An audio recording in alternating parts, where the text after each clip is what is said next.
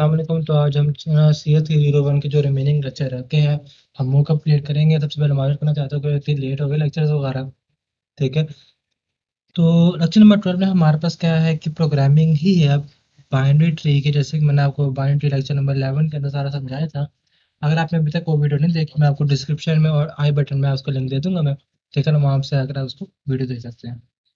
अच्छा जी, अब जो हमारे पास ऑपरेशन ऑफ बाइनरी ट्री है, इसका left right parent brother info.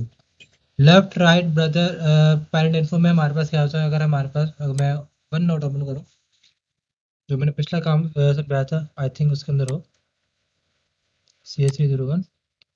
हाँ जी, जैसे कि यहाँ पे देखें ना, ये हमारे पास क्या है इसका, ये हमारे पास है पेरेंट। ठीक है ना, ये हमारे पास आ गया पेरेंट आ गया। उसके बाद लेफ्ट राइट हमारे पास है। लेफ्ट राइट क्या करेंगे, ये दो चीज़ें हमारे पास सेट करेंगे। लेफ्ट राइट ये आ गए, दो चीज़ें, पेरेंट है, लेफ्ट राइट इसके दो सेट कर दिया। उसके बाद जो है हमारे पास सिबलिंग्स यानी कि ब्रदर्स क्या होते हैं, ये सिबलिंग्स हो गए आपके ब्रदर। इन्फो क्या होगा कि ये जो नोड है जो हमने बनाया है वो किसको डिफाइन कर रहे हैं, कि किसकी वैल्यू क्या है, इनफो हमें ये रिटर्न करेगा। ठीक है, अच्छा जी। उसके बाद यहाँ पर सेट लेफ्ट सेट राइट, ठीक है ना, यानी कि आपने एक नोड बनाया। मिसाल के तौर पर आपने क्या किया, एक नोड बनाया इस तरह करके। नोड कैसे बनाया है, मैं आप इसका बनाया तो मैं ड्रॉ में यहाँ पर। ठीक है ना, हम नोड बनाया ऐसा करके सर्कल में।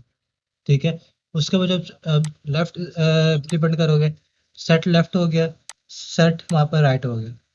ठीक है ना, सेम मैट्रिक्स के आगे से क्या होंगे, सेट लेफ्ट सेट राइट। वो डिपेंड करता है हम किस टाइप का बाइनरी ट्री बना रहे हैं, क्योंकि इसके अंदर कैटेगरीज होती हैं हमारे पास बाइनरी ट्री की।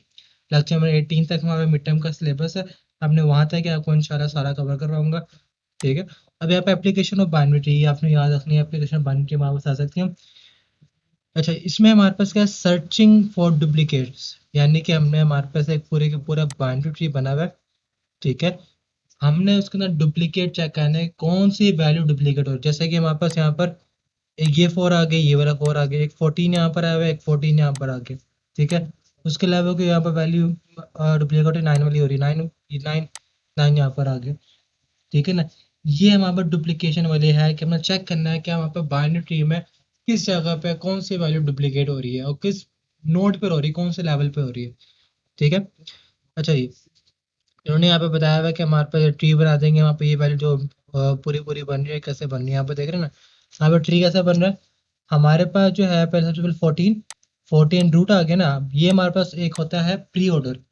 ठीक है ना, हमारे पास तीन कैटेगरीज होती है, प्री ऑर्डर, वो उसके बाद प्री ऑर्डर होता है, पोस्ट ऑर्डर होता है और इन ऑर्डर होता है। ठीक है ना, प्री ऑर्डर में क्या होता है, रूट पहले आता है, फिर लेफ्ट आता है, फिर राइट आता है। ठीक है ना, जबकि पोस्ट ऑर्डर क्या होता है, लेफ्ट होता है पहले, फिर राइट होता है, फिर रूट होता है। इन ऑर्डर में क्या होता है, पहले लेफ्ट आता है, फिर रूट आता है, फिर वहाँ पर राइट आता है। ठीक है, मैं आपको दोबारा यहाँ पे लिख के बताता हूँ, हमारे पास तीन टाइप की कैटेगरी होती है। यहाँ पर लिख देता हूँ बल्कि मैं, एक होता है हमारे पास थ्री काइंड ऑफ BST हमारे पास वो है बाइनरी सर्च ट्री। ठीक है, प्री ऑर्डर प्री ऑर्डर होता है हमारे पास, फिर पोस्ट ऑर्डर होता है और हमारे पास इन ऑर्डर होता है। इन सब के मैंने प्रोग्राम बना कर रखे हुए हैं, आपने टेंशन नहीं, बहुत ईजी करके बनाए हुए हैं। प्री ऑर्डर में क्या आता है, पहले रूट आता है, फिर लेफ्ट आता है, फिर क्या आता है, राइट आता है। ठीक है, ये हमारे पास क्या है, प्री ऑर्डर। पोस्ट ऑर्डर में क्या होता है हमारे पास, पोस्ट ऑर्डर में सबसे पहले लेफ्ट आता है। ठीक है, फिर राइट आता है और फिर क्या आता है, हमारे रूट आता है। ठीक है, इन ऑर्डर में क्या होता है हमारे पास, पहले लेफ्ट आता है, फिर रूट आता है, फिर क्या आता है, राइट आता है। अगर आप यहाँ पर देखें, हमारे पास सिर्फ और सिर्फ रूट की पोजीशन चेंज हो रही है। हमारे पास क्या चेंज हो रही है, रूट की पोजीशन चेंज हो रही है हमारे पास। ठीक है ना, रूट कैसे पोजीशन चेंज हो रही है, ये देखें, पहले रूट यहाँ पर शुरू में था, फिर हमारे पास एंड में चला गया, फिर दरमियान में आ गया। ठीक है ना, या फिर अगर आपने इसको अच्छे तरीके से याद करना है ना, आप इसे क्या करें, इसको मैं यहाँ पर सेंटर में लिख देता हूँ मैं। पहले हमारे पास रूट शुरू में था, सेंटर में आ गया, फिर एंड में चला गया। याद करने का आसान तरीका है। प्री का मतलब क्या, रूट शुरू में आएगा। इन ऑर्डर का मतलब क्या, रूट दरमियान में आएगा। पोस्ट ऑर्डर का मतलब क्या, रूट एंड पे रहेगा। आपको ये तीन चीज कैटेगरी याद भी होगी, गुड हो गया। अच्छा जी, अब यहाँ पे देखें, ये हमारे पास है प्री ऑर्डर। प्री ऑर्डर में क्या, पहले रूट आएगा, फिर लेफ्ट के एलिमेंट आएंगे, फिर राइट के एलिमेंट आएंगे। ठीक है, यहाँ पे 14 आ गया। उसके बाद यहाँ पे देखिए 15 हमने यहाँ पे लगा दिए, और फिर यहाँ पे देखे जरा, 14 के सामने यहाँ पर 15 है ना, राइट एलिमेंट आ गया, ठीक है। और फिर वहाँ पर 4 आ गया, 4 के उसके लेफ्ट में आ जाएगा, और फिर वहाँ पर यहाँ पर क्या आ जाएगा, 9 आ गया, 4 के 9 पे आ जाएगा, और फिर वहाँ पर ये कौन सा आ जाएगा, 3 आ गया, पूरा यानी कि रूट बनता रहेगा ऐसा करके, ठीक है ना। ये सारे हमारे पास के एलिमेंट बनते रहेंगे, ये आगे इसकी प्रोग्रामिंग बनेगी। प्रोग्रामिंग जो है मैं आपको ऐसे समझाऊंगा, जो मैंने सारी यही प्रोग्रामिंग जो है यहाँ पर हैंड नोट्स में ना वो यहाँ पर लिखी हुई है, ठीक है। अब यहाँ पे देखे ना, हमें यहाँ पे पूरे पूरे लिखा हुआ है, ट्री नोड लिखा हुआ है, ट्री नोड की क्लास आई हुई है। कौन सी क्लास बनी हुई है, टेम्पलेट क्लास बनी हुई है। अगर आपको याद हो, टेम्पलेट क्लास क्या होती है, जिसके अंदर हम जो है ऑब्जेक्ट के साथ खेलते होते हैं, यानी कि टेम्पलेट का बना हुआ होता है पूरा पूरा, डिफरेंट काइंड के ऑब्जेक्ट वगैरह बने होते हैं। अच्छा जी, यहाँ पर देखिए ये हमारे पास हो रही है यहाँ पर चेनिंग लिस्टिंग, जैसे आप कहते होते हैं, मैंने क्या कंस्ट्रक्टर के साथ ही हम जो है जो वेरिएबल होते हैं उन्हें हम इनिशियलाइज कर देते हैं। ऑब्जेक्ट, लेफ्ट, राइट, ये तीन हमारे पास वेरिएबल बने हुए, ऑब्जेक्ट, लेफ्ट, राइट, इन सब की वैल्यू क्या, नल पीटीआर है। सी प्लस प्लस के अंदर वहाँ पे नल पीटीआर होता है, नल दोनों सेम होते हैं। अगर आप डेफ सी प्लस इस्तेमाल कर रहे हैं तो आप उसके अंदर नल लिखेंगे, क्योंकि उसके अंदर नल पीटीआर कभी कभार नहीं चलता, ठीक है ना। तो अगर आप वी एस कोड इस्तेमाल कर रहे हो, आपने एक्सटेंशन इंस्टॉल की हुई है लेटेस्ट सी प्लस प्लस की, तो नल पीटीआर इसके अंदर एग्जीक्यूट हो जाएगा। अच्छा, ये अब यहाँ पे देखें, हमारे पास उसके बाद एक्सप्लिसिट बना हुआ है कंस्ट्रक्टर। एक्सप्लिसिट कंस्ट्रक्टर क्या होता है, एक्सप्लिसिट कंस्ट्रक्टर ऐसा कंस्ट्रक्टर होता है जिसके अंदर हम जो है ना इंस्ट्रक्शन लगा सकते हैं कि ये जो हमारे पास कंस्ट्रक्टर यही चीज़ लेगा, उसके अलावा ये चीज़ें नहीं लेगा, ठीक है ना। अगर आपको याद है इम्प्लिसिट एक्सप्लिसिट चीज़ होती है, दो चीज़ होती है हमारे पास, CS304 के ये टॉपिक्स है। अच्छा, यहाँ पे हमारे पास ऑब्जेक्ट पास हो रहा है, ये कौन सा ऑब्जेक्ट है, ये वाला। ये ऑब्जेक्ट कौन सा बनेगा, इसका बनेगा। यहाँ पे ऑब्जेक्ट पास हो गया, ऑब्जेक्ट के अंदर ऑब्जेक्ट पर सेव हो गया, ठीक है ना, यानी कि ये जो वहाँ पर वेरिएबल है लेफ्ट और राइट वहाँ पर नल हो जाएंगे, क्योंकि ये हमारे पास शुरू में ऐसे ही होता है। जब भी आप नोड क्रिएट करते हो ना, मिसाल के तौर पर हमने यहाँ पर नोड क्रिएट किया, नोड क्रिएट करेंगे, ठीक है ना। अब जाहिर बात है जो यहाँ पे न्यू नोड क्रिएट होगा, यहाँ पर न्यू क्रिएट होगा ऐसा करके, उसके लेफ्ट और राइट तो पहले तो नहीं होंगे ना, लेफ्ट राइट हमारा बने ही नहीं है, तो हम वो क्या हो जाएंगे, नल हो जाएंगे। अब इसे यहाँ पे ये बना, ठीक है ना, इससे क्या हो जाएगा हमारे पास कोडिंग में, यहाँ पर जो सेट हो जाएगा ना, लेफ्ट और राइट यहाँ पर नल होंगे, यानी कि इसकी जो कुछ शनाख्त होगी ना, इस टाइप की हो जाएगी, इस टाइप की होगी, इस तरह का बनेगा, सर्कल बनेगा। अच्छा जी, गेट इनपुट क्या करेगा, जो हमारे पास ऑब्जेक्ट यानी कि जो सा नोड बना ना, उसकी जो वैल्यू होगी वो उसे उठा के लेकर आ जाएगी। सेट इन्फो क्या होगा, जो हम उसके अंदर वैल्यू स्टोर करेंगे उसे सेट कर देगा। गेट इन्फो, गेट लेफ्ट क्या होगा, जो हमारे पास का लेफ्ट वैल्यू होगी वो उठा के ले आएगा। सेट लेफ्ट में क्या होगा, जो लेफ्ट में वैल्यू रखेंगे वो यहाँ पर सेट कर देगा। गेट राइट क्या होगा, जो राइट में वैल्यू होगी वो राइट वाली वैल्यू उठा के ले आएगा, ठीक है ना। अच्छा, ठीक है ना, आपको यहाँ तक क्लियर हो गया ना। सेट राइट में क्या होता है, जो राइट एलिमेंट होगा वो सेट कर देंगे। और इस लीफ क्या होता है, इस लीफ में क्या होता है, जिसमें अपन लेफ्ट और राइट दोनों नहीं होते, जैसे कि यहाँ पे देखिए जरा, ये होता है लीफ नोड, ये हमारे पास क्या लीफ नोड है दोनों, ठीक है। लीफ नोड ऐसे नोड होते हैं जिसके यहाँ पर लेफ्ट और राइट दोनों नोड खाली होते हैं। क्लियर हो गया चीज़ का, गुड हो गया। ये क्या, यहाँ पे ये बने हुए वेरिएबल बने हुए इसके साथ साथ, ठीक है, ठीक है। यहाँ पे वापस किस तरह बने हुए वेरिएबल, एक as an object, pointer object बने हुए, कौन से बने हुए, पॉइंटर ऑब्जेक्ट बने हुए, a tree node left right. Clear हो गया, क्योंकि सारी बात है, अगर मैं यहाँ पे इसका नोट इसका लेफ्ट राइट बनाऊंगा भी इस तरह करके, ये वाला, तो यहाँ पे भी तो वो बन रहे ना, कौन से वाले, नोड ही बन रहे ना यहाँ पे नोड। तो फिर मुझे क्या करना पड़ेगा, यहाँ पर इसको एज अ नोड ही ट्रीट करना पड़ेगा, यानी कि एज एन ऑब्जेक्ट ही ट्रीट करना पड़ेगा इस तरह करके। क्लियर हो गया, ये ऑब्जेक्ट हमारे पास जो होगा, जो वैल्यू सेव करेगा, ये वहाँ पर लेफ्ट और राइट के लिए इस्तेमाल करेगा, ये वाला, ये चीज़। क्लियर हो गया। अच्छा जी, इंसल्टिंग में क्या होगा, इंसल्टिंग में हमारे पास ट्री नोड लिखा है, ऑब्जेक्ट के साथ टेम्पलेट क्लास है, हमने उसको बता दिया वहाँ पर इंटीजर टाइप के वहाँ पर नंबर आएंगे, ठीक है। उसका हमने रूट का एक ऑब्जेक्ट बना लिया पॉइंटर टाइप का, और इनपुट नाम का एक हमने वेरिएबल बना लिया पॉइंटर टाइप का, ठीक है। इंसल्टिंग वाला जो है ना हम यहाँ पे इम्प्लीमेंट करेंगे, ये रहा इंसल्टिंग वाला, मैंने यहाँ पे लिखा हुआ है, ठीक है। इसको यहाँ से मैं कट करके, इस इंसर्ट को यहाँ से मैं कट करके ना यहाँ पे ले आता हूँ मैं, ताकि ना मालूम हो सके इसकी वर्किंग कैसे हो रही है। अच्छा जी, अब यहाँ पे देखें जरा, इंसर्टिंग के क्या अंदर क्या हो रहा है हमारे पास, हमने सबसे पहले न्यू नोड बनाया, न्यू नोड बन गया, न्यू नोड के अंदर जो हमारे पास इन्फो आ रही है, जो वैल्यू आ रही है वो सेव कर दी, यानी कि जो मसाला 3 आ रहा है, तो यहाँ पर नोड के अंदर क्या आ जाएगा, 3 आ जाएगा। न्यू नोड क्रिएट हुआ, क्रिएट नोड के अंदर कौन सी वैल्यू आ गई, 3 आ गई, ठीक है। उसके बाद यहाँ पर लिखा हुआ है पी और क्यू। पी हमारे पास क्या है, अपने ट्री को, यानी कि आप कह सकते हो मूवमेंट के लिए, एक वहाँ पर जैसे कि आपको याद है ना, एक यहाँ पर फ्रंट होता है, एक रेयर होता है हमारे पास सर्कुलर लिस्ट के अंदर, लिंक लिस्ट के अंदर, ये वो चीज़ है। पी हमारे पास एक ट्रैवर्स ट्री के लिए इस्तेमाल किया जा रहा है, और वहाँ पर जो क्यू है वो वहाँ पर ट्रैक कर रहा है कि हमारा पेरेंट कहाँ से कहाँ शुरू हुआ है, कहाँ पर खत्म हो रहा है। ठीक है ना। जैसे कि यहाँ पे देखो, अभी यहाँ पे पेरेंट दोनों क्या है, ये है। अब मैं यहाँ से इसके दो एलिमेंट बनाऊंगा, कौन से वाले, ये वाले, इसके दो एलिमेंट बनाऊंगा ऐसा करके मैं। अब इसमें इन दोनों के पेरेंट कौन होगा, ये होगा। ठीक है ना। ये होता है हमारे पास क्यू, ये क्यू का काम है। ठीक है। अब यहाँ पे देखो, while P not equal to null PTR and N info not equal to P get info. अब इसमें क्या मुराद है, इसमें क्या होगा, जब तक हम जो है वो वाली पोजीशन में ना पहुंचे। मिसाल के तौर पर यहाँ पे देखो जरा, हमारे पास जो ट्री बना हुआ है, मैं ऐसा न्यू पेज पे आता हूँ मैं, हमारे पास अभी ट्री बना, हमने यहाँ पर क्या किया, एक ट्री बना दिया ऐसा करके। ठीक है। हमारे पास 3-4 एलिमेंट तो एंटर हो चुके हैं ऐसा करके, मेरे पे इधर वैल्यू आ गई। इसके बाद जो है मैं यहाँ पर ऐसा करता हूँ, ऐसा करके ऐसे मानता हूँ, उसमें बता सकते ना, ताकि यहाँ पर टाइम ज़्यादा ना लगे। ये हमारा बन गया, यहाँ पर 4 आ गई वैल्यू, यहाँ पर 6 आ गई वैल्यू। ठीक है। इसके बाद जो हमारे पास इधर, हमारे पास इस तरह देगा, सॉरी, एक यहाँ पर इधर बन जाएगा। कुछ इस टाइप के हमारे पास अभी बना हुआ है। ठीक है। जैसे 7 आ गया, इधर हमारे पास आप कह सकते हो 8 आ गया। ठीक है। यहाँ पर 8 आ गया। अच्छा जी। अब यहाँ पर देखे जरा, अब वाइल लूप क्या करेगा, वाइल लूप करेगा जहां पर हमारी इंफॉर्मेशन खत्म होती है। ठीक है। अब यहाँ पर देखें, यहाँ पर लेफ्ट और राइट इधर नल होंगे ना, इधर और इधर लेफ्ट राइट, ये वहाँ पर लेफ्ट राइट है ना, इधर इधर, ये हमारे पास क्या होंगे, नल होंगे। नल है ना यहाँ पर, हमारे पास है। ठीक है। इसका मतलब क्या है, यहाँ पर आकर हमारे पास वाइल लूप क्या हो जाएगा, खत्म हो जाएगा। इसका मतलब है यहाँ पर आकर वाइल लूप क्या हो जाएगा, खत्म हो जाएगा। और हमारे पास इधर ही वैल्यू क्या हो जाएगी, इंसर्ट होना स्टार्ट हो जाएगी। यानी कि सबसे पहले यहाँ पर क्या होगा, गेट लेफ्ट, अगर वहाँ पर कोई वैल्यू होगी तो क्या होगा, गेट लेफ्ट हो जाएगा। और अगर वहाँ पर कोई वैल्यू होगी तो गेट राइट हो जाएगा। अगर ऐसा नहीं है, ठीक है ना, अगर हमारे पास ऐसा नहीं है तो क्या होगा, हमारे पास सेट लेफ्ट हो जाएगा, सेट राइट हो जाएगा।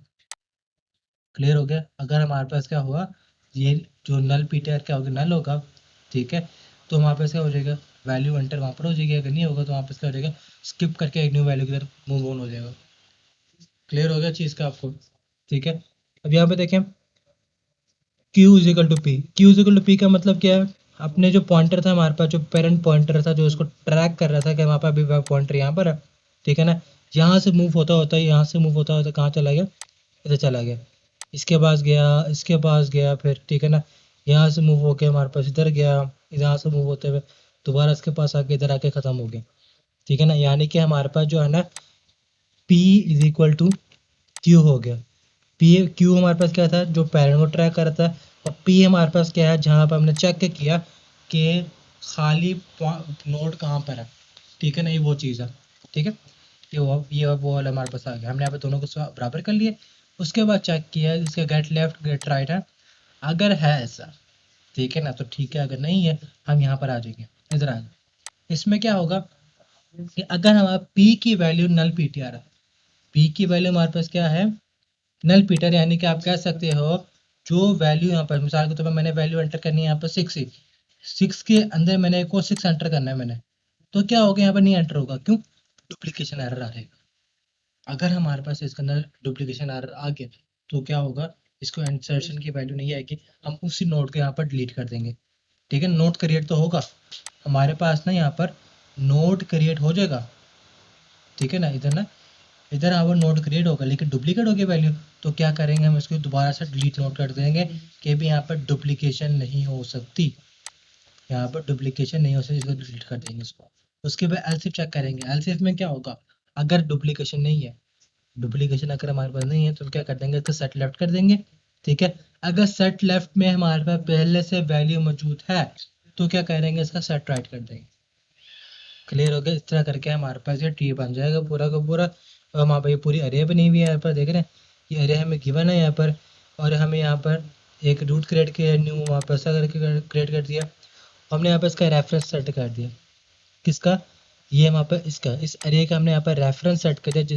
इससे फ़ायदा क्या होगा, अगर हमारे पास यहाँ पर ये वाले वेरिएबल फंक्शन के अंदर वेरिएबल इस्तेमाल हो रहा है ना, एक्स हो रहा है, अगर उसमें कुछ चेंजिंग होंगी तो ऑटोमेटिकली इसके अंदर भी चेंजेस हो जाएंगे। ठीक है। ये आपका लेक्चर नंबर 17 और 18 आएगा, उसमें इसके ऊपर बात करेंगे। ठीक है।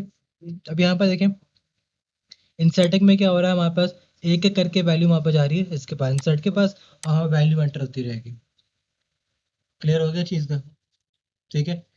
अच्छा जी, अब यहाँ पर देखें हमारे पास जो है इसका, अगर मैं इसको एग्जीक्यूट करूँ, मैं वापस इसका आंसर क्या आएगा?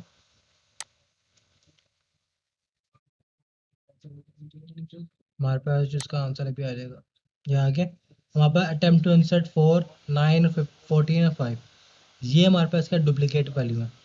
उन्होंने बताती है हमारे पास क्या है, ये डुप्लीकेट वैल्यू है जो कि हमारे पास बाइनरी सर्च ट्री के अंदर इस्तेमाल की जाते हैं। तो ये आपका लेक्चर नंबर 12 था और कुछ भी नहीं। लेक्चर नंबर 13 है हमारे पास क्या है, हमने पता करना है जो हमारे पास बाइनरी सर्च ट्री है उसको लागत कितनी आती है, कॉस्ट कितनी आती है, यानी कितना टाइम कंज्यूम करता है किसी भी ट्री का पूरा सर्च करने में। ठीक है ना, ये बहुत ज़्यादा इंपॉर्टेंट टॉपिक है ये वाला। ठीक है, इसमें आपने सर्च करना है कि कितने लेवल्स में जा रहा है, कितने लेवल्स में चेक कर रहा है, कितने लेवल्स के बाइनरी ट्री के लेवल्स को चेक कर रहा है। ठीक है ना, यानी कि लेवल से लेवल, लेवल्स के अंदर से एक और लेवल निकाल के उसको चेक कर रहा है। ठीक है।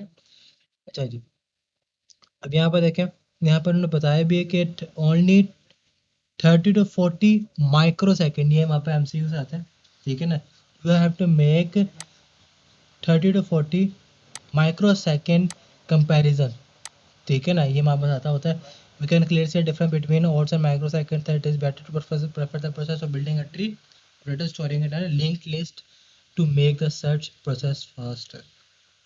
ठीक है ना, complete binary tree with one of billion number, यानी पता है बिलियन नंबरों में से अगर मुझे एक नंबर ढूंढना हो तो ऑलमोस्ट 30 to 40 माइक्रो सेकेंड जो है ना सर्चिंग टाइम लगता है बाइनरी ट्री के अंदर। एमसीक्यू आता होता है, मैं बता दूं पहले में। ठीक है, और 1 माइक्रो सेकेंड हमारे पास किस में लगता है, हमारे पास ये 1 billion are required to find a number from link list, ये लिंक लिस्ट के अंदर हमारे पास 1 माइक्रो सेकेंड लगता है।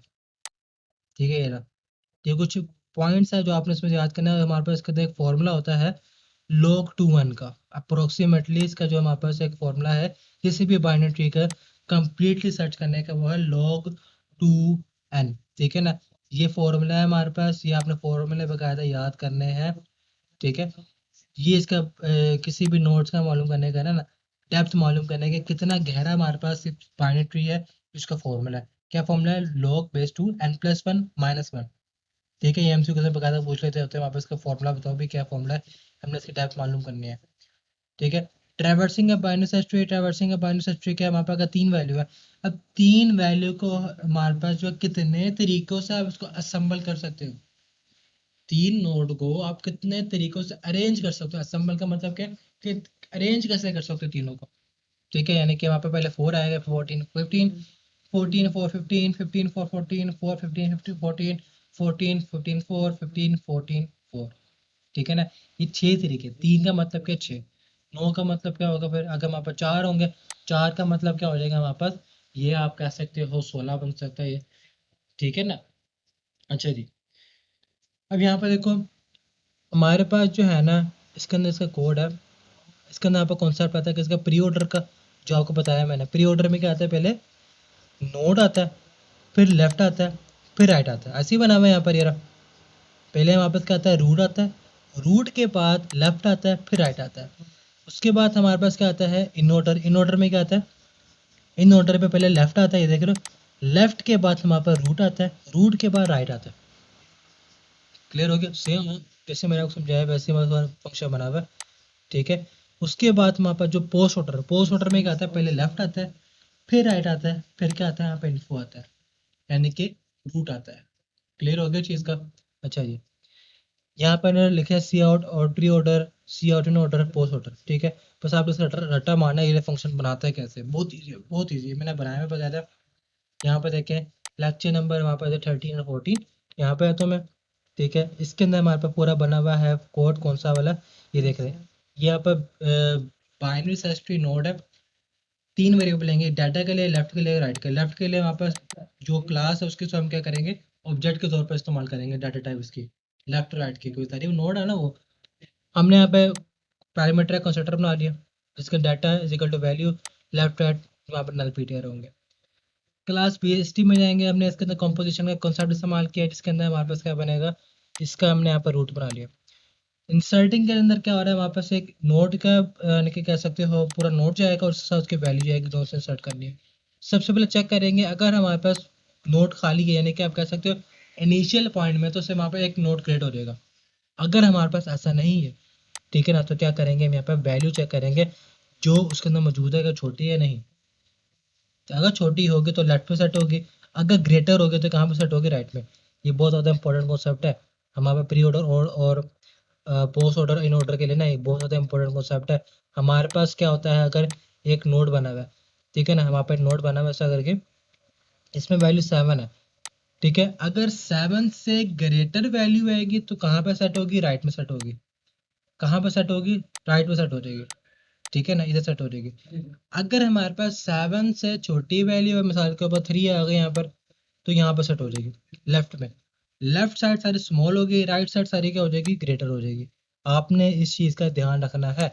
यहाँ पर देख रहे हैं, अगर यहाँ वैल्यू क्या होगी, छोटी होगी तो कहाँ पर आएगी, लेफ्ट में आएगी। अगर वैल्यू ग्रेटर होगी, हमारे पास जो नोट से वैल्यू रखी हुई है, नोट में आपको कौन सा रूट है, नोट से क्या मुराद है यहाँ पर, रूट है, अगर ग्रेटर होगा राइट में आ जाएगी। उसके बाद सेट वैल्यू होगी, रिटर्न नोट कर दे जो से वहाँ पर नोट पूरा क्रिएट हुआ है। उसके बाद सर्च में क्या होगा, सर्च में क्या हमने वही करना है, अगर वहाँ पर वैल्यू जो हमें गिवन है, ठीक है, अगर वो फाइंड करते हो जाती है तो क्या करेंगे, रिटर्न ट्रू कर देंगे, यानी कि फाइंड हो गई है, ठीक है ना। फाइंड होने के बाद क्या करेंगे, उसके अंदर ही मालूम करना पड़ा, जारी बात है, खाली हमने इसी को तो नहीं चेक करना, सर्चिंग खाली इसी में तो नहीं हो रही, इनमें भी तो होगी, ठीक है, लेफ्ट और राइट भी तो चेक करने पड़ेंगे। लेफ्ट राइट चेक हो रहे हैं तो इसका मतलब क्या है, सर्च करना पड़ेगा। क्या करेंगे, लेफ्ट को भी सर्च करना पड़ेगा, राइट को भी सर्च करना पड़ेगा। कैसे, यहाँ पर करेंगे एल से, वैल्यू अगर छोटी है रूट की वैल्यू से, रिटर्न सर्च हेल्पर, यानी कि रिकर्सिव फंक्शन यहाँ पर इस्तेमाल कर रहे हैं। रिकर्सिव में क्या होगा, जो सी वैल्यू यहाँ पर आएगी लेफ्ट की, हम वो भी हम चेक कर रहे हैं, उस वैल्यू को कंपेयर कर रहे हैं, अगर ये मैच हो रही है तो ठीक है, अदरवाइज हमारे पास क्या हो जाएगा, कुछ भी नहीं आएगा, फॉल्स आ जाएगा वापस आने का। ठीक हो गया। अच्छा जी, ये आ गए हमारे फंक्शन कौन से वाले, इन ऑर्डर के, प्री ऑर्डर के और पोस्ट ऑर्डर के फंक्शन आ गए। इन ऑर्डर हेल्पर क्या करता है, हमारे पास वही चीज़, सबसे पहले मैंने यहाँ पे क्या चेक कर रहा है कि अगर हमारे पास नोड खाली है, अगर खाली है तो फिर हमारे पास इम्प्लीमेंट ही नहीं होगा, अगर खाली नहीं है तो क्या होगा, हमारे पास इन ऑर्डर इम्प्लीमेंट हो जाएगा। इन ऑर्डर में क्या आता है, पहले लेफ्ट आता है, फिर क्या आता है, हमारे पास रूट आता है, ये रूट का हमारे पास डाटा, ये लेफ्ट का हमारे पास नोड का जो लेफ्ट है वो उठा के लेकर आ जाएगा, ठीक है। इससे क्या हो जाएगा, हमारे पास राइट का एलिमेंट। अब आप सोच रहे होंगे हमने अब रिकर्सिव को निकाला, रिकर्सिव से हमारे पास जो है ना उसका डाटा निकलेगा, रिकर्सिव से क्या निकलेगा, हमारे पास उसका डाटा निकलेगा, ठीक है। यानी कि हमारे पास क्या होगा, यहाँ पे पहले इधर इम्प्लीमेंट हुआ फंक्शन, ये वैल्यू यहाँ पर गई, यहाँ पर अंदर के डाटा सी आउट हो गया, ठीक है। उसके बाद रूट का हमारे पास डाटा पहले इम्प्लीमेंट हुआ, इधर पहुँचे, इधर पहुँचने से क्या हुआ, हमारे पास जो उसके अंदर वैल्यू आ रही थी, यहाँ पे आके डाटा से क्या हो जाएगी, प्रिंट हो जाएगी। इन ऑर्डर ये काम कर रहा है। पोस्ट ऑर्डर में क्या हो रहा है, पोस्ट ऑर्डर में वहाँ पर सबसे पहले रूट प्रिंट होगा, रूट के बाद लेफ्ट, फिर यहाँ पर राइट, ठीक है। पोस्ट ऑर्डर में क्या होगा, हमारे पास पहले लेफ्ट, फिर राइट, फिर रूट आ रहा है, बस इतना सा काम था इसके अंदर, ठीक है। अब उसके बाद क्या किया हमने, हमने यहाँ पर जो है कुछ जो फंक्शन इस्तेमाल किए हुए जो कि बाय डिफ़ॉल्ट होते हैं, यानी कि जैसे कि रूट के अंदर जो हमारे पास डिफ़ॉल्ट कंस्ट्रक्टर होता है, रूट की वैल्यू क्या हो जाएगी, नल पीटीआर हो, यानी कि इनिशियल पॉइंट जीरो जीरो होता है ना, हमारे पास वो चीज़ लिखी हुई है। इंसर्टिंग में हमने जो है वैल्यू यहाँ पर आएगी, ठीक है। और हमने यहाँ पर कौन सा कॉन्सेप्ट इस्तेमाल कर लिए, इनकैप्सुलेशन का, हमने फंक्शन के अंदर फंक्शन कॉल कर लिया ताकि हमारे पास जो मेन फंक्शन है वो हाइड हो जाए, ठीक है, और यूजर को वो फंक्शन ना मिल सके, ठीक है, यानी कि बाहर से कॉल ना करें हम उसको, ठीक है। इनकैप्सुलेशन अगर आपको आती होगी तो आप ये इजी समझ सकेंगे। इंसर्ट हेल्पर के जरिए हमारे पास रूट जो हमारे पास नोड बनाया है वो वैल्यू, और यहाँ वैल्यू जो हमने बाहर से भेजा वो यहाँ पर सेट हो जाएगी। सर्च का भी ऐसे ही है, इन ऑर्डर का भी ऐसे ही है, और साथ ही साथ हमारे पास प्री ऑर्डर भी है और पोस्ट ऑर्डर का भी ऐसे ही। यहाँ पे देख रहे हैं insert 5 3 7 1 4, in order, pre order, post order, ठीक है। अगर मैं इसको यहाँ पर एग्जीक्यूट करूँ, हमारे पास क्या आ जाएगी, 1347, यहाँ पर ये देख रहे हैं, ये हमारे पास इंसर्टिंग वैल्यू कहते हैं 53714, हमारे पास इन ऑर्डर क्या आ रहा है 1347। हमें तो यहाँ से इन ऑर्डर से एक चीज़ मालूम होती है कि इन ऑर्डर के अंदर हमारे पास वैल्यू अरेंज होकर आती है, यानी कि असेंडिंग ऑर्डर के अंदर आती है इन ऑर्डर के अंदर वैल्यू। इन ऑर्डर के अंदर वैल्यू कैसे आती है हमारे पास, असेंडिंग ऑर्डर के अंदर, याद रखना एमसीक्यू सहायता होता है इसका, ठीक है। 13457, ठीक है। उसके बाद आप प्री ऑर्डर में क्या आता है, रूट पहले आ रहा है, प्री ऑर्डर में यहाँ पर क्या आ रहा है, पहले रूट आ रहा है, यानी कि रूट इसके अंदर क्या है, 5 है। 3 1 इसके क्या है, लेफ्ट राइट एलिमेंट है, 4 7 इसके राइट एलिमेंट है। ठीक हो गया, क्लियर हो गया चीज़ के। उसके बाद हमारे पास 1 4 3 7 5। अब यहाँ पास पोस्ट ऑर्डर है, पोस्ट ऑर्डर में यहाँ पास क्या होता है, रूट एंड में चले जाता है, ऐसा ही है। पहले क्या आता है, लेफ्ट आता है फिर राइट आता है, यानी कि 1 4 इसके कौन सा एलिमेंट है, लेफ्ट एलिमेंट है, और ये कौन सा एलिमेंट है, इसके राइट एलिमेंट है, और ये हमारे पास इसका रूट आ गया। क्लियर हो गया सारा का सारा, ठीक है, गुड हो गया। अब जो हमारे पास लेक्चर नंबर 14 13 वहाँ पर यही थे जो मैंने आपको समझाया, मैंने आपको सारा सारा, ठीक है। लेक्चर नंबर 15 है, वापस क्या हो जाएगा, 14 सारा ही होता है recursive call, pre order, in order, और non recursive traversal traversal tree. ये सारा मैंने आपको यही समझा दिया सारा का सारा उसी प्रोग्राम के अंदर।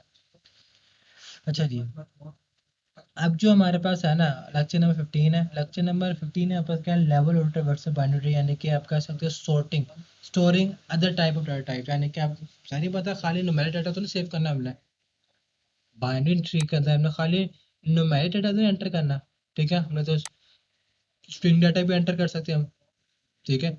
स्ट्रिंग डाटा हम कैसे एंटर करेंगे, इसके अंदर ना हमारे पास आप कह सकते हो डिफरेंट कैटेगरीज है। डिफरेंट कैटेगरी के लिहाज से हम यहाँ पर सबसे पहले देखते हैं डिलीटिंग का आएगा वहाँ पर लेवल ऑर्डर का ना, ये वाला हमारे पास लेवलिंग ऑफ ऑर्डर है। इसमें क्या होता है, हमारे पास लेवल के लिहाज से ना हमारे पास क्यूज में डाटा सेव होता है, किस में सेव होता है डाटा, क्यू में, मेरे ख्याल से ये क्यू में, हाँ जी क्यू वाला ही है। हमने पहले शुरू में क्या किया था, हमने एक नॉर्मल अरे बनाई, स्टैक के अंदर हमने सारा डाटा सेव कर दिया। अब हम क्या करेंगे, क्यू में सेव डाटा सेव करेंगे, क्यू में वहाँ पर सारा सारा गेम सेम कॉन्सेप्ट है, वही वहाँ पर बाइनरी ट्री का हमने क्या अपना नोट्स बनाए। नोट्स बनाने के बाद हमने क्या किया, इंसर्ट हेल्पिंग किया, इंसर्ट हेल्पिंग में वापस वैसे ही क्रिएट हो रहा है जैसे हमने बनाए थे नोट वगैरह, देख रहे हैं आप, एक मतलब नजर देख लें, फिर मैं आगे मूव होता हूँ। क्लियर हो गया, वैसे ही बना हुआ है, गुड हो गया। उसके बाद इन ऑर्डर भी वैसे ही बना हुआ है, यहाँ पे देखें वैसे ही बना हुआ है इन ऑर्डर, ठीक है।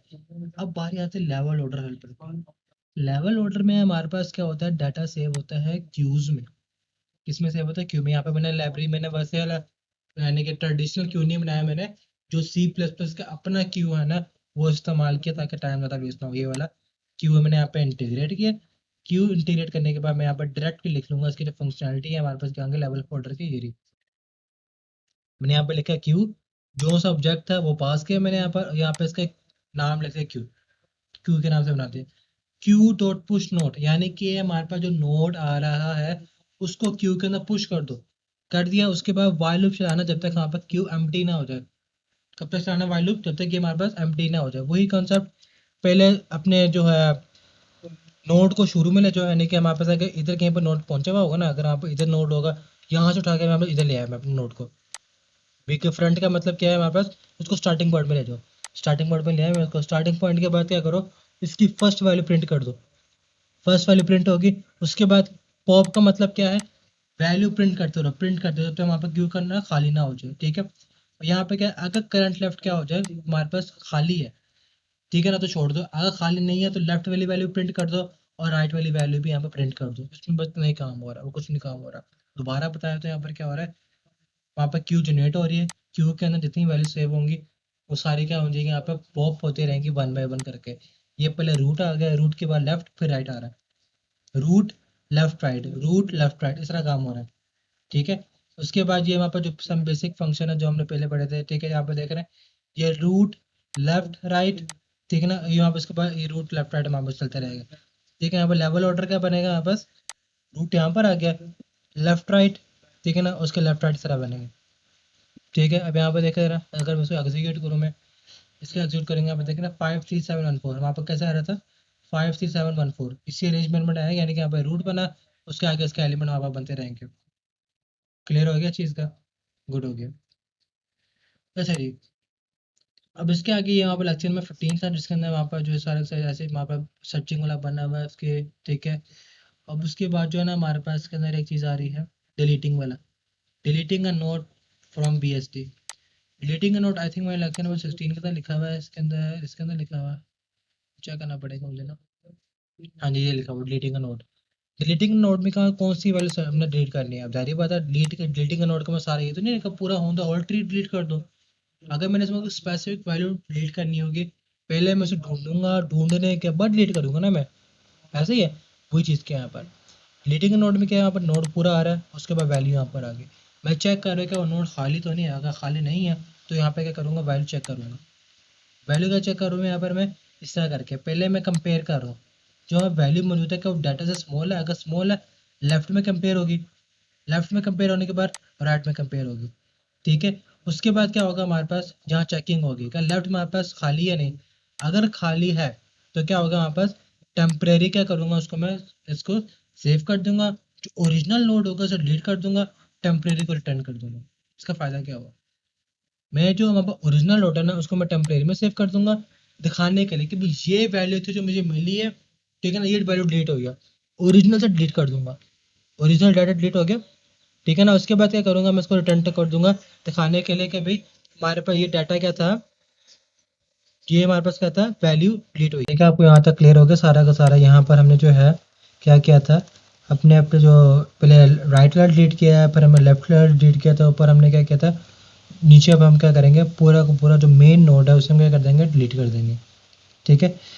ये इफ एल्स इफ उस सूरत में चलेगा अगर हमारे पास सिर्फ और सिर्फ एक चाइल्ड होगा या फिर कोई भी चाइल्ड नहीं होगा।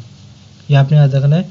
ये दो कंडीशन हमारे पास तब चलेंगे जब हमारे पास नोड के अंदर या तो एक चाइल्ड होगा, यानी कि आप कह सकते हैं हमारे पास कि या तो हमारे पास एक चाइल्ड होगा, यानी कि इस तरह करके एक चाइल्ड होगा, या फिर कोई भी चाइल्ड नहीं होगा, तो उस सूरत में हमारे पास ये वाली कंडीशन एग्जीक्यूट होगी। अदरवाइज अगर हमारे पास दोनों के दोनों चाइल्ड होंगे तो उस टाइम पे क्या होगा, लेफ्ट और राइट दोनों हमारे पास क्या हो जाएंगे, डिलीट हो जाएंगे, ठीक है ना। कैसे मालूम मालूम होगा हमें, यहाँ पे फंक्शन बना है फाइंड मिन मोड, इससे मुझे मालूम हो जाएगा कि हमारे पास टोटल कितने नोड बने हुए हैं, ठीक है ना। जैसे कि हमारे पास ये एक नोड ये आ गया, ठीक है। अब इस नोड के पास कितने नोड है, एक दो, जाहिर बात है बाइनरी में दो ही होंगे, एक यहाँ पर आ गया, एक यहाँ पर आ गया, ठीक है ना। इसमें मिसाल को तो भैया यहाँ पर आ जाएगा हमारे पास 6, ठीक है ना, यहाँ पर हमारे पास आ जाएगा 10 आ जाएगा, ठीक है ना। इस तरह करके हमें मालूम हो जाएगा कि भाई किसके नाम पर कितने टोटल नोड आ रहे हैं, ठीक है। और फिर हम क्या कर देंगे, यहाँ पे उसको डिलीट कर देंगे जैसे हमने पहले ही किया था। डिलीट करने के बाद क्या करेंगे, रिटर्न नोट कर देंगे, हमें मालूम हो जाएगा भाई ये वाला नोट था जो हमने डिलीट किया। क्लियर हो गया, अच्छा जी। उसके बाद हमारे पास इन ऑर्डर हेल्पर क्या होता है, इन ऑर्डर हेल्पर वही in order, pre order, post order वगैरह जो आपको मैंने बता दी पहले, हमने इसके ऊपर वर्किंग कर चुके हैं हम, ठीक है। यहाँ पे देखिए 53714, ठीक है। In order, pre order, post order का आपको मालूम है कैसे हमारे पास ये वर्किंग करता है। अब आफ्टर डिलीट क्या होगा हमारे पास, आफ्टर डिलीशन हमारे पास का रिजल्ट कैसे आएगा कि मैंने इसमें क्या डिलीट कर दिया, 3 डिलीट कर दिया, 3 डिलीट करा तो इसमें से कहाँ पर थी, ये 3 लिखा हुआ है, ये डिलीट हो जाएगा, ये खत्म हो जाएगा, ये खत्म हो जाएगा, ठीक है। अगर मैं यहाँ पर इसको एग्जीक्यूट करूँगा आपको मालूम हो जाएगा, ये देखें यहाँ पर पहले ही हमारे पास ये आ गया, इसमें से मैंने डिलीट कर दिया 3, ये देखे अभी हमारे पास रह गया। क्लियर होके मैं आपको सारे ये प्रोग्रामिंग फाइल बनेगी, पूरा वाला फोल्डर ये वाला प्रोवाइड कर दूंगा, ठीक है, ताकि आप इसको इजीली हर एक प्रोग्राम को चला कर देख सकें और इसमें वर्किंग कर सकें, ठीक है। अच्छा जी, अब बाकी जो हमारे पास लेक्चर नंबर 17 है, ठीक है। ये हमारे पास 16 में समझा दिया मैंने आपको, डिलीटिंग वाला सारा जो हमारा 16 लेक्चर है ना, ये वाला सारा 16 को डिलीटिंग ऊपर डिपेंड करता है कि डिलीट कैसे करते हैं, ठीक है। अच्छा जी, अब जो हमारे पास है ना इसके अंदर आप कह सकते हो कि ये सारा कुछ डिलीट का बता, डिलीट कैसे करना है, हमने इतना बड़ा प्रोग्राम लिखा हुआ है इसके अंदर।